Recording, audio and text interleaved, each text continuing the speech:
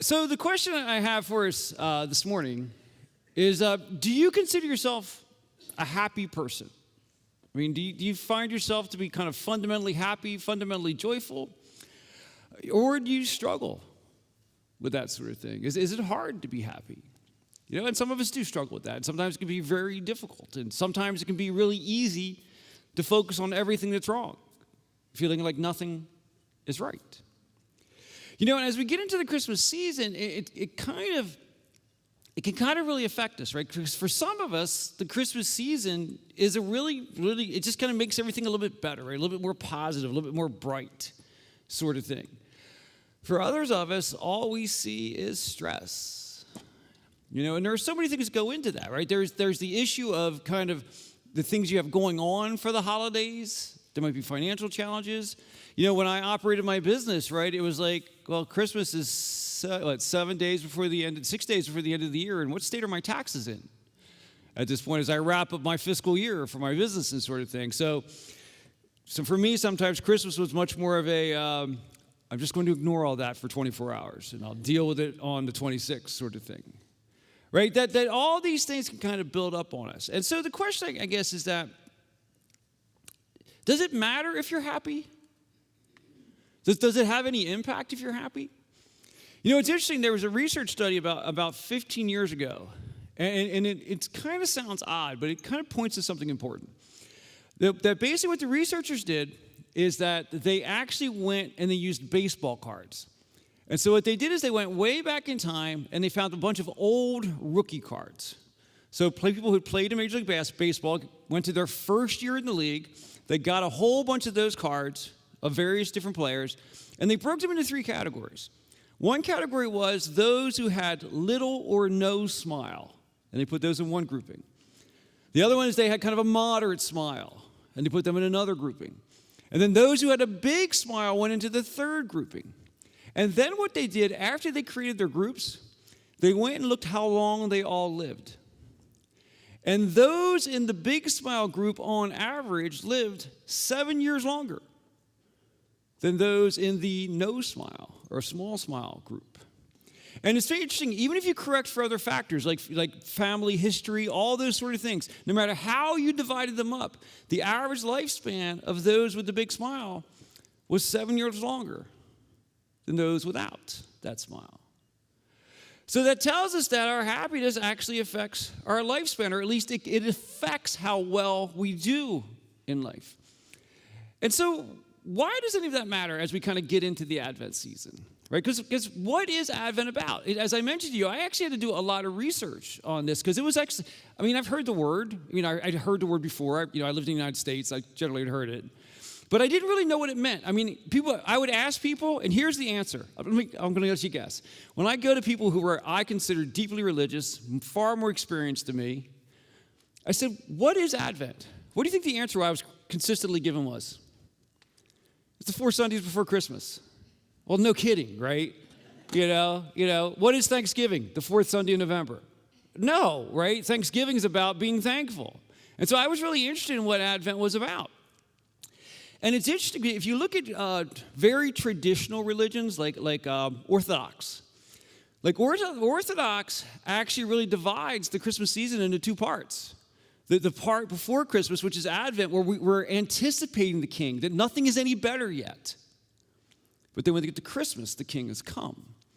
Now, for Protestants, we tend to look at things kind of more generally as a whole, right? But what we do want to remember is that Advent is this time of preparation, a time to recognize that the greatest event in human history is what we celebrate on Christmas Day.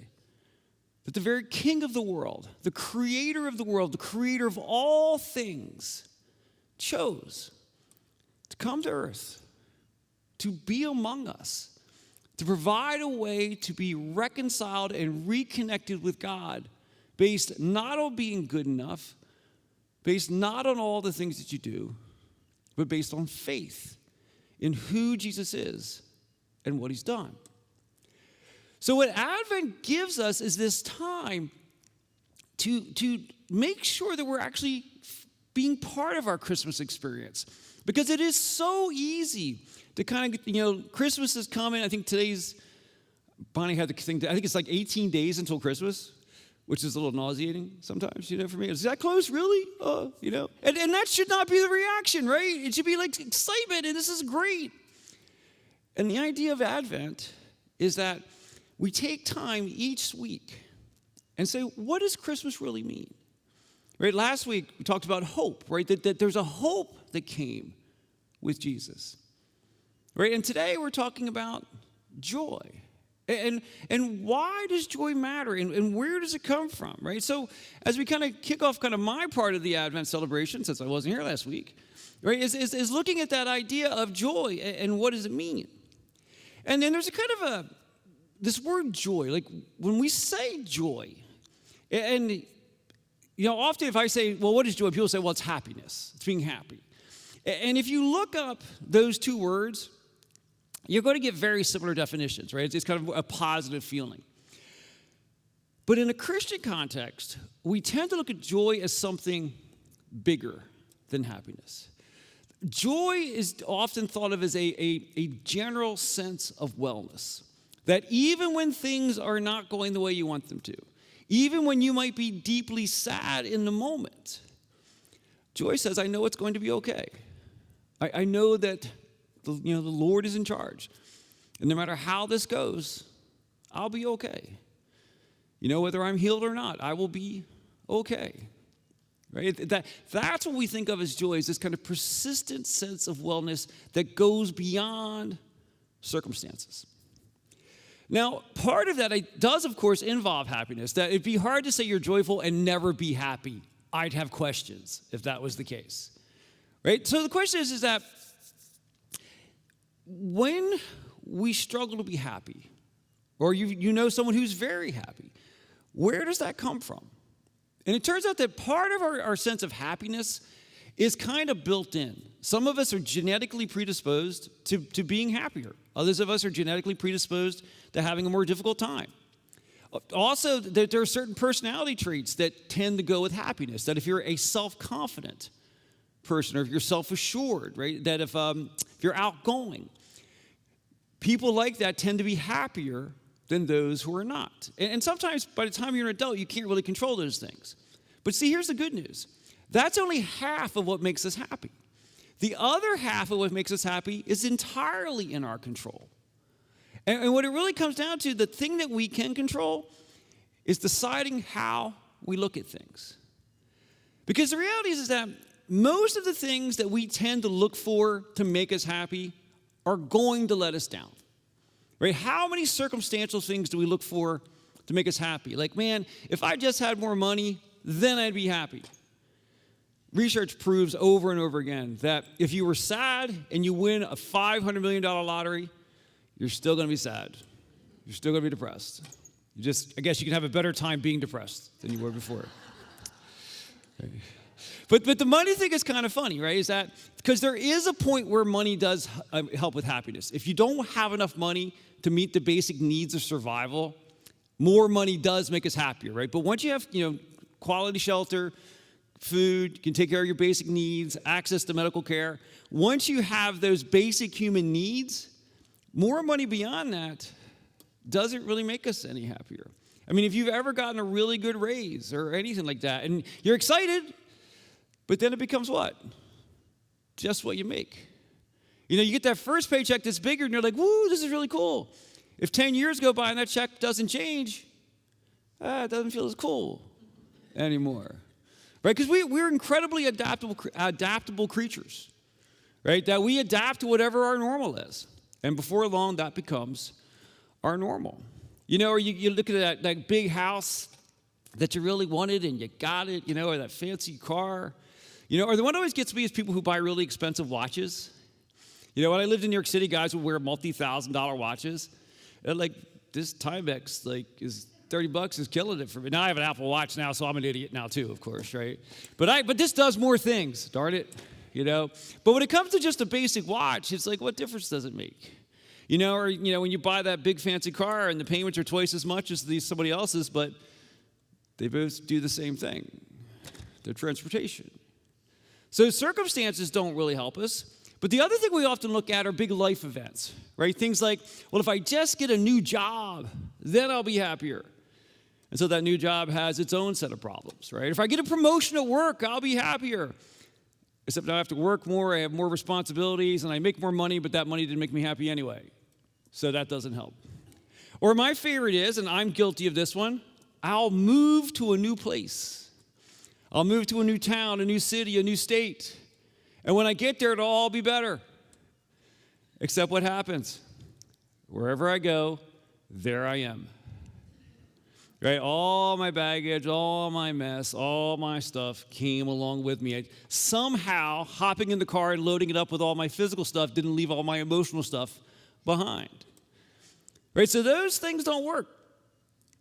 The only way to really be happier is to choose it.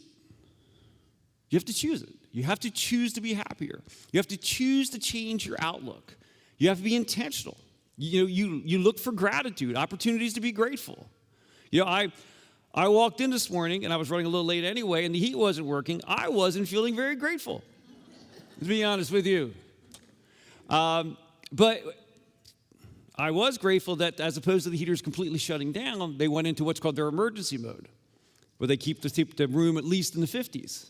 Because we've been in here when it was not in the 50s, right? My first Sunday, the very first Sunday here, walking into my new job that was going to make me happy, by the way. And I think it was like 40 degrees, 38, 40 degrees, And they're like, oh, this happens all the time. I'm like, that wasn't in the interview. Nobody talked about that. And then it happened 3 more times that week. And I'm not making any of that up. So we got that fixed. We have a new problem now, but we got that fixed anyway. But the reality is that we look for the good, and I am grateful that we're not having a freeze concern right now, because if this happened 3 days ago, and it didn't go into an emergency mode, it would have cost us a fortune, because things would have been freezing all over the place. So I am grateful for those things. I just have to be reminded to be grateful sometimes, right? And honestly, as I say to you guys all the time, I write the messages I need to hear. And sometimes I didn't even know I needed to hear them when I was writing them. And then I give them, and here I am, right? But the reality is that your outlook dramatically affects your experience in life, right? That you can choose to find what's wrong with everybody and everything, and you will have no problem doing that. Or you can choose to be happy, to be positive. I'm not saying be delusional, right? But there are very few situations where you can't find some good in it. I'm not saying in all situations. Some things are truly horrible. But most everyday situations, there's good to be found there. And that will improve your quality of life, your experience of life. And at least one study indicates that you'll also live longer. So if you're going to live longer, you want to feel good about it, right? And if you feel good about it, you get to live longer. And this is actually something that the ancient book of Proverbs actually points out to us. Now, the book of Proverbs is thousands of years old, right? It predates Jesus. And this is what the book of Proverbs says. A joyful heart makes a cheerful face. In other words, the joy inside of us actually comes out of us. But when the heart is sad, the spirit is broken. Right? That how we feel shows. How we feel kind of cycles back through. We can bring light and brightness with us, or we can carry along pain and darkness and complaints with us. And as we get towards Christmas, this is the thing that I want you to really keep in mind. The importance of choosing happiness, choosing to be joyful. Because Christmas magnifies our emotions, right? Think of those family gatherings you're going to have, those people you're going to visit, that honestly, if you actually like them, you'd see them more than once a year, right? I mean, we have family members we get together with. I always joke about the uncle who's going to bring up politics, and he's just not going to let it go. Or the aunt that always has a few too many drinks, who tells us all those horrible stories that we don't want to hear, but she just keeps telling them over and over again. So often if you're in an environment where people are consuming alcohol, arguments often break out. I mean, they always have, but more so now. And it turns out we can be stone cold sober and arguing with each other now too, which is kind of interesting. But the thing that I want to remind you that if you are in an environment during the holidays and things are getting ugly and people are kind of spiraling down this kind of dark place of arguing, you do not have to join them in the ride. You don't have to go down that path with them. You can choose to stay out of it. Because if we put our faith in Jesus, we are citizens of the United States, and we have a responsibility as citizens to vote and do the things that we feel are appropriate. But who you serve is the King. And the King is bigger than all that. Right? And that's where our hope is found. Not in a president, not in a senator, not in a representative. Our hope is in Jesus. And that's where our joy comes from.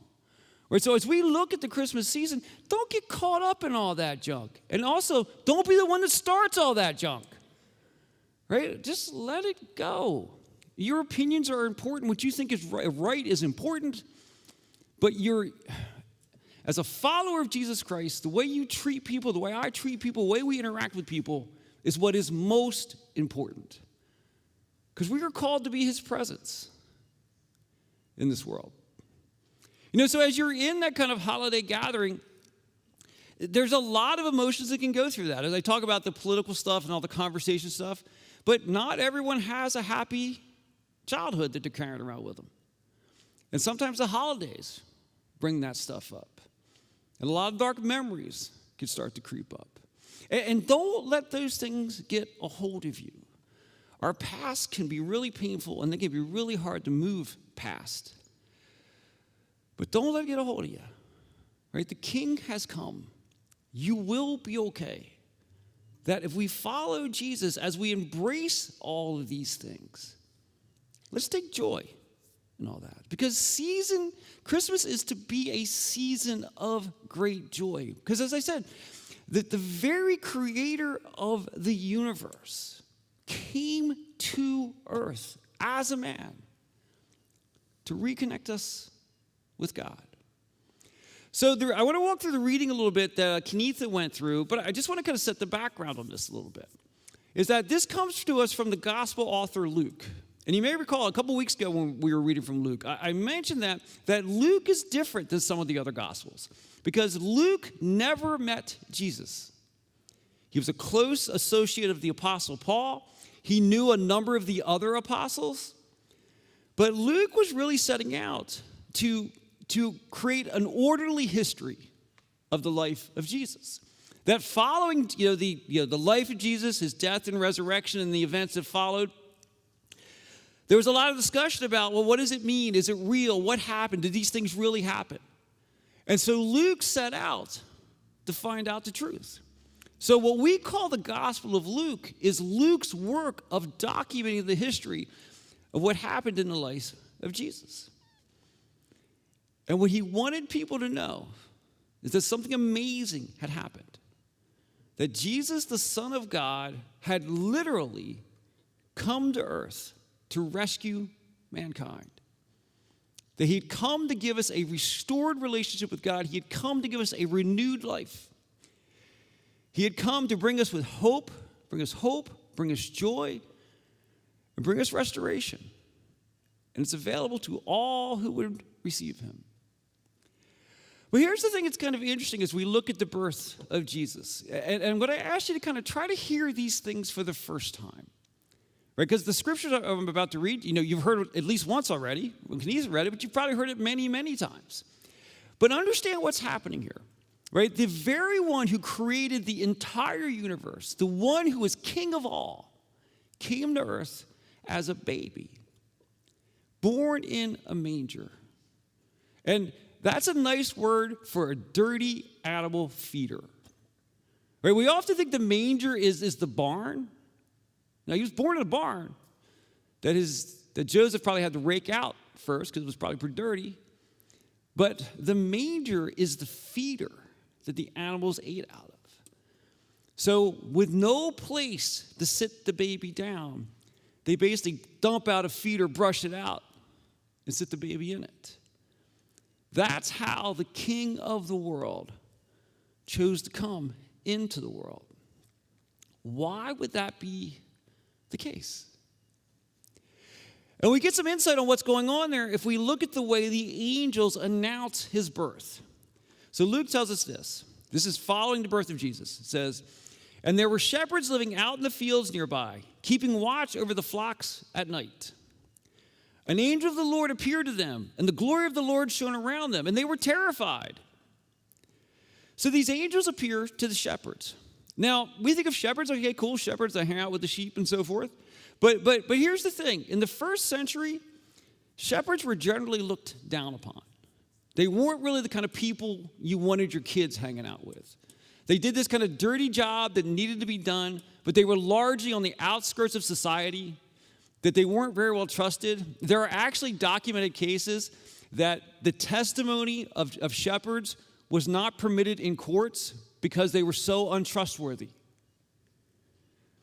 And this is who who the angel appears to announce Jesus. And it says, the glory of the Lord shone around them. And then they feel this, they see this light, and they're terrified, as I would be terrified. And so they come to the shepherds. It says, "But the angel said to them, 'Do not be afraid. I bring you good news that will cause great joy for all the people. Today in the town of David, a Savior has been born to you. He is the Messiah, the Lord.'" The announcement of the King of the world is made to shepherds. I mean, shouldn't it have been announced to the political leaders, to the royalty? Isn't that where Jesus should have been first announced? Or certainly the religious leaders, right? Shouldn't have gone to the religious leaders who'd been living right and doing all the right things. Shouldn't they have been the ones to be told first? But Luke tells us no. The people that were told were the shepherds, the outsiders, the unaccepted, the people who didn't seem to fit in. Why was the announcement made to them, not to everyone else? The answer is actually in the announcement. "I bring you good news that will cause great joy for" who? All the people. The gift of Christmas, Jesus, the creator of all things, came for everyone, right? For those who are struggling, right? Those who are having difficulties, right? So no matter what your mistakes are, no matter what you're dealing with, no matter what kind of mess you're trapped in, Jesus came for you. No matter what kind of mess I was trapped in, Jesus came for me. Jesus came for all of us. He came to be the Savior for everyone.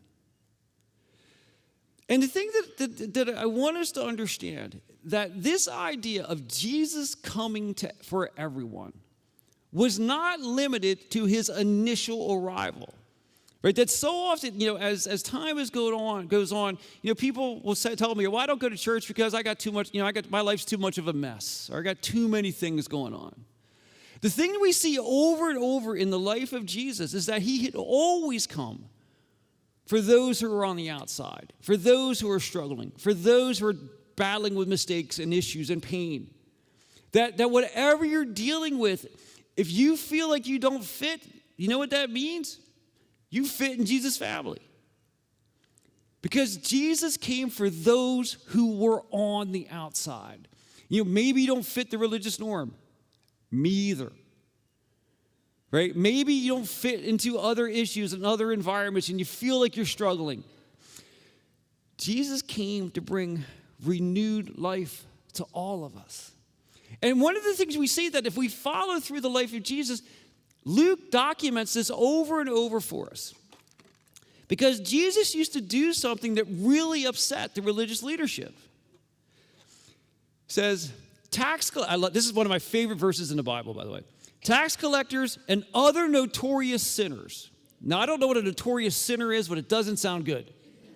Right? Tax collectors and other notorious sinners often came to listen to Jesus teach. What that says is that people who were nothing like Jesus liked Jesus. that Jesus speaking truth with grace actually attracted people to him. And that's the message that I want us to hear, that if you are struggling, know that Jesus wants you in the family. He wants you to be part of his family. And if there are people in your life that you know are struggling, be willing to share the message of Jesus with them. I'm not saying you browbeat them. Nobody wants to be preached at, me included. But when we talk to people, and we're open with people, when we're honest with people, and we don't pretend that we've got it all figured out, and we don't pretend we're okay when we're not, but it's when we're real and we're honest, that's when we get to be, as Jesus was, the presence of love in God and those around us. So one of the things that we're always going to struggle with in our lives is trying to find shortcuts to happiness. But we've already established the fact that things like money and cars and power, those things don't really give us happiness. They certainly don't give us that persistent sense of wellness we often call joy. Right? And this is something that Jesus himself pointed out.